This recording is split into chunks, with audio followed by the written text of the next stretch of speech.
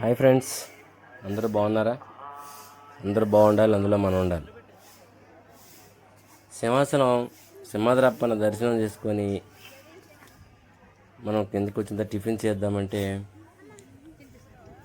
బయటకు వచ్చి టిఫిన్ గురించి వెతుకుతున్నా. అయితే సాధారణంగా నా ఆలోచన ఏంటంటే టిఫిన్ మీల్స్ అనే హోటల్ కనిపించింది.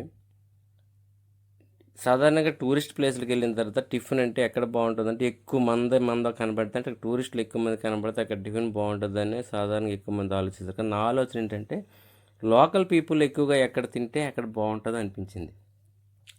అందుకోసం మనం ట్రైల్ వేద్దామని ఎస్కేఎంఎల్ హోటల్లో ఎక్కువ మంది లోకల్స్ కనిపించారు.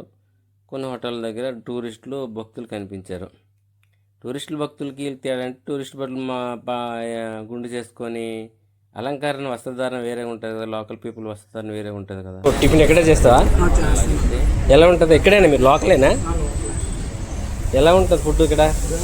సాంబార్ ఇడ్లీ సూపర్ ఉంటుంది, పూరి బాగుంటుంది, పూరి కూర, అలాగే మధ్యాహ్నం మిల్స్, కర్రీస్, ఫ్రై కర్రీ అన్నీ బాగుంటాయి. ఇంతకుముందు తిరుపతి వెళ్ళినప్పుడు నేను ఇలాగే చాలా ఇబ్బంది పడ్డాను.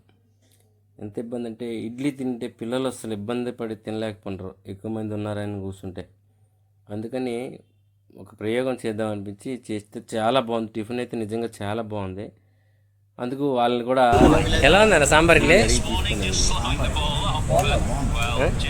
బాగుందా? టిఫిన్ బాగుంటుందా? సింహాచలంలో ఎక్కడ బాగుంటుంది టిఫిన్ కరెక్ట్? ఇక్కడ బాగుంటుంది,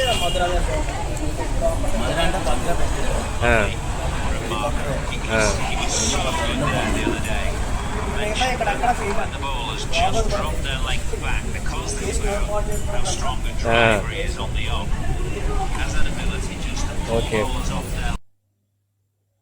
నన్ను నమ్మండి, నిజంగా చాలా టేస్టీగా ఉంది. ఈసారి వస్తే ఇది ఎక్కడా లేదు. మనం కిందకు వస్తుంటే లెఫ్ట్ సైడ్లో ఒక 200 మీటర్ల దూరంలో కనిపిస్తుంది. మనం మొదటి మెట్టు నుంచి చూస్తే ఎస్కేఎంఎల్ హోటల్ అని బోర్డు కనబడుతుంది, హోర్డింగ్. అక్కడి నుంచి చూడండి, చాలా బాగుంది. ఈ మనకు ప్రమోషన్ వీడియోలు కాదు, నాకు ప్రమోషన్ చేసినంత సీన్ లేదు. మన ఛానల్ అంత పెద్ద ఛానల్ కాదు, కానీ ఇన్ఫర్మేషన్ ఇవ్వాలని అందరికీ టిఫిన్కి భోజనకి ఇబ్బంది పడకుండా ఇక్కడైతే టేస్టీగా అయితే ఉంది. నేను తిన్నా, ఒకసారి మీరు వచ్చి ఆస్వాదించండి.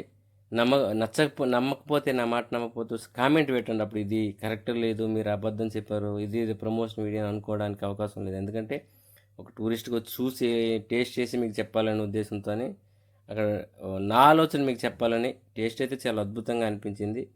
మీరు వచ్చినప్పుడు భక్తులు ఎవరు ఇబ్బంది పడకుండా ఉండాలనే ఉద్దేశంతో నేను చేస్తున్న వీడియో పూర్తిగా చూసినందుకు ధన్యవాదాలు.